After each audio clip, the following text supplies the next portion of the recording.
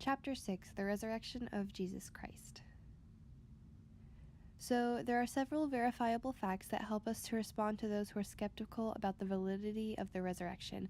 So, there are a lot of people who try to contend the validity of the resurrection by coming up with all of these different theories, but there are actually several ways that we can prove that they're wrong and that we're right and Jesus really did rise from the dead. So, the first is that Jesus actually did die by being crucified on a cross by Pontius Pilate. We have historical records that say that Jesus was really dead. They tested it. They decided that his body was actually dead right after he was on the cross for a few hours. So the second is that the apostles and the other disciples of Jesus were convinced that he rose from the dead. So it was the apostles as well as many, many other disciples of Jesus that were convinced that he rose from the dead. It wasn't just one person making it up.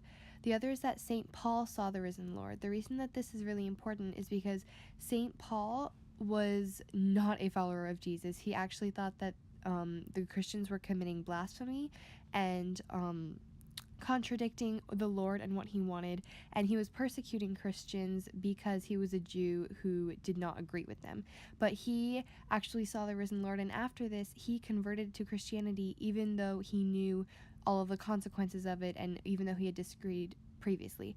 And so the final one is that Jesus' tomb was empty. There's nothing else to say about that except that it was guarded by Roman soldiers and they didn't see anybody come in, so nobody could have taken Jesus' body away, and it was empty, so the only explanation is that he rose from the dead.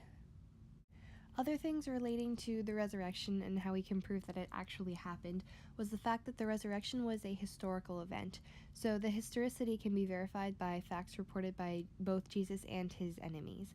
So the resurrection, it was a historical event. It actually happened. We have the records that says that it actually happened, including his crucifixion, his condemning to death, all of that stuff. And then the historicity was verified by his disciples and his enemies. That's just saying that his disciples weren't the ones who made it up or whatever. It wasn't made up. They witnessed it, yes, and they spread the word, but it was also recognized by his enemies. So it proves that not just one person made it up, or not just his followers made it up, but his enemies, including St. Paul, like the one before, were the ones who saw him. So one thing, again, the empty tomb, no one ever claimed to find the body, and this was a body that people were searching for, clearly, because it was claimed to be resurrected, so everyone wanted to find it. To try and disprove the Christians or whatever, but nobody ever found the body.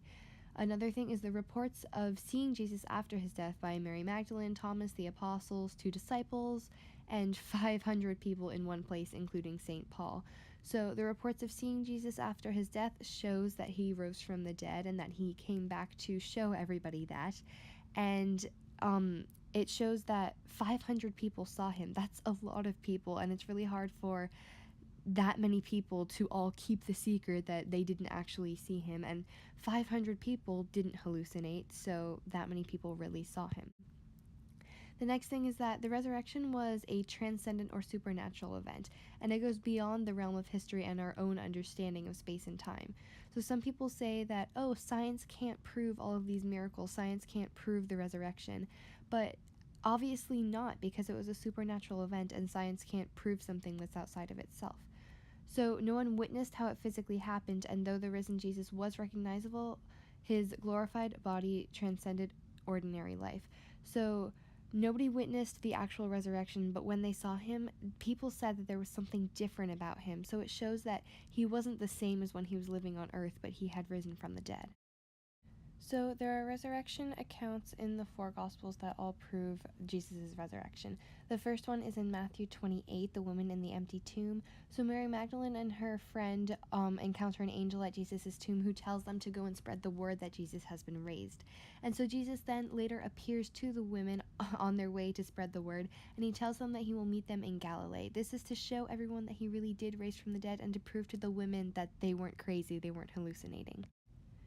The reports of the guards, so the Pharisees posted guards outside of the tomb so that Jesus' body wouldn't be stolen and people wouldn't lie about it, but they never saw anyone go into the tomb and Jesus' body wasn't there, so clearly no one could have taken it.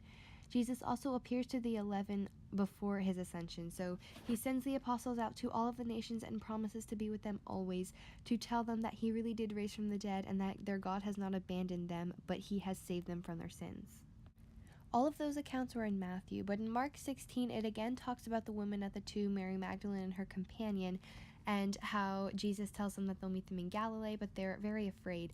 And so Mark ends this with the conclusion that's very abrupt. So it's said maybe to believe that maybe it was lost, or maybe Mark died early. And then on the other hand, he may have intended it to be abrupt to challenge us to carry on the work of his discipleship and spread the word of Jesus. The church actually ended up adding in an ending to Mark's gospel in the 2nd century, and it includes scenes similar to the other gospels: the appearance to Mary Magdalene, the 2 disciples on the road, and Jesus appearing to the 11, and the ascension of Jesus. This just ties into everything that it's saying to show that it wasn't just one person saying that Jesus was resurrected, but it was all of them. Then in Luke, we have very similar stories: the appearance to the woman at the tomb when they see the angel, and then when Jesus appears to them while they're walking back. And so then Jesus appears to the disciples in Jerusalem. It's when he appears in the midst of the apostles and invites them to touch his wounds. Now, this is really important because it shows that Jesus had not fully ascended into heaven yet, so they could still touch him. It also proves that it wasn't a hallucination, because you can't physically touch a hallucination.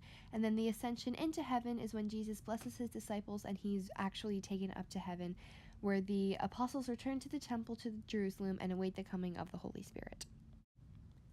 Now here we are in John, where it explains the empty tomb, where Mary Magdalene reports that the tomb is empty, and it shows when the Lord appears to Mary Magdalene. And when Mary encounters Jesus in the garden, she is told not to cling to Jesus because he has not yet ascended to the Father. So it shows he has resurrected, but he's not fully in heaven yet. And then again in John, it talks about when Jesus appears to the 12 apostles, and about when the Lord appears to Thomas and he gets to touch his wounds. This again is just saying the same stories and everything to show that there were multiple accounts of it and not just one person. The appearance of Jesus by the sea is when Jesus calls out to the 12 apostles and instructs them to cast their nets to the right, and they make a great catch of fish. When they arrive on the shore, Jesus offers them breakfast of fish and bread. This is just when he sees them after he's resurrected. And then the dialogue between the risen Lord and Peter: Jesus asks Peter if he loves him, and Peter responds yes. And then Jesus tells him to carry on the church, which shows that Peter becomes the first pope. So in summary, the 4 gospel accounts show the validity of the accounts of Jesus' resurrection, because it shows that there were multiple different ones and they were all very similar, so nobody made up any of the events. So the similarities include the resurrection that took place on Sunday morning. There were women present, such as Mary Magdalene, seeing that the tomb was empty, and there were messengers at the tomb. There were also several appearances to the disciples that are accounted for, where Jesus shows that he's been resurrected. So the ascension and glorification of Jesus Christ. Jesus' glorification consists of his resurrection, his ascension into heaven, and Pentecost. Pentecost is when Jesus sends the Holy Spirit upon the apostles, which gives them the power and the courage to preach the gospel. So this is basically saying that yes, Jesus has ascended into heaven to be with the Father, but he still continuously intercedes for us with the Father, and he's still preparing a place for us with him in heaven, because he has not abandoned us. He's just gone to be with his Father ultimately. It's important to remember that we participate in Christ's resurrection as well, even though we might not see it immediately. So the meaning and saving significance of Christ's resurrection is that his resurrection confirms all of Christ's works and teachings, and his resurrection is the main thing that surrounds our faith. If we didn't have his resurrection, then what do we have, right? He has to be the Son of God. And so it confirms that Jesus' sacrifice on the cross accomplishes our salvation. So he saves us from our sins. It gives us new life and justifies us in God's grace, adopts us into the divine family. So through the power of the Holy Spirit, Christians participate in the life, suffering, death, and resurrection of Jesus Christ, because he has saved us, and now we can go and live fully with God. It's also really important to remember that we can meet the risen Lord because Jesus lives on in his church, which is what we're a part of. And especially in the sacraments, where we participate in the passion, death, and resurrection of Jesus in a tangible way. This is evident in baptism, where we are blessed with holy water and we are really inducted into the church, and in confirmation, when we declare our faith in God and our belief that Jesus was the Son of God and that he really did rise from the dead.